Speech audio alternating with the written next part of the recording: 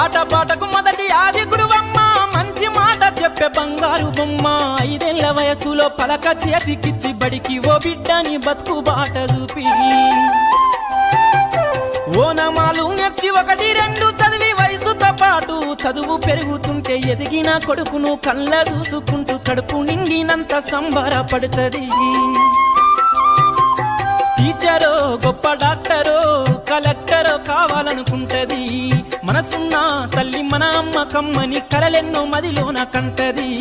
జన్మనిచ్చిన అమ్మ రాతి బొమ్మ కాదు జగమంత జన్మంత కొలిచేటి దైవము అమ్మా కమ్మనైన అమ్మ పాట వింటే ఎంత మధురమో మనసుకు కాదు మరువతరము